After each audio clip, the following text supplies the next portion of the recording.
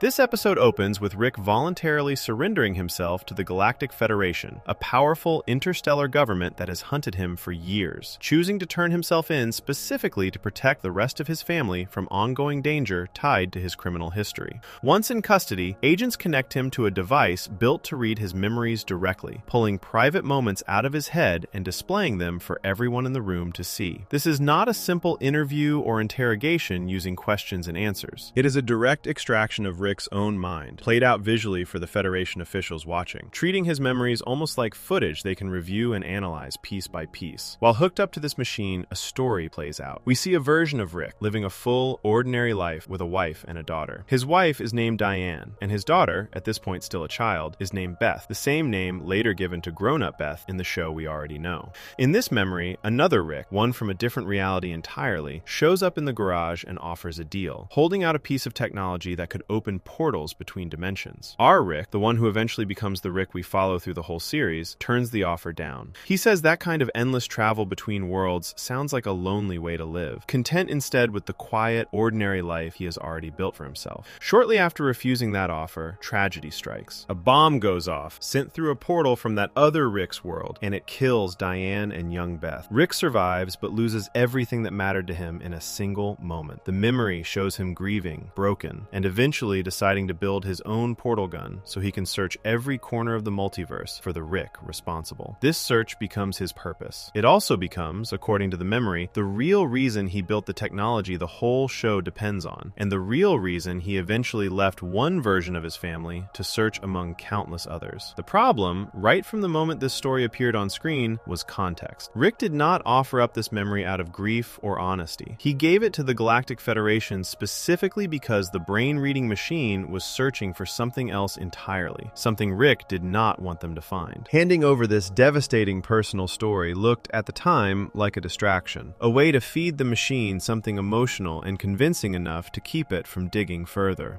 Given how often Rick manipulates people using exactly this kind of misdirection, many viewers assumed the entire wife and daughter story was invented on the spot, a performance built to fool a piece of technology, rather than a real piece of his past. This doubt made sense given everything the show had taught its audience about Rick up to that point. He treats truth as a tool rather than a value. He rewrites his own history when it suits him. Other characters in the show frequently discover that something Rick told them was only partly true, or fully false, dressed up just enough to get him what he wanted. Against that pattern, a sudden and tragic dead wife story, delivered at the exact moment Rick needed to trick a mind-reading device, looked less like a confession and more like one more clever con. For roughly 2 years of the show's timeline, the truth of this story stayed genuinely unclear. The show did not rush to confirm or deny it. Other episodes touched on pieces of Rick's past without settling the question completely. One episode released partway through this stretch focused on exploring the unconscious mind of Rick's close friend Bird Person, brushes up against this same backstory indirectly, hinting at pieces of Rick's history without fully confirming or denying the details shown during the earlier interrogation. Fans argued across forums about which parts of the flashback felt real and which parts felt staged for effect. Some pointed to small details, like the specific way young Beth looked in the memory, as evidence the whole thing had been carefully built rather than genuinely recalled. Others argued that a man capable of faking an entire emotional history under pressure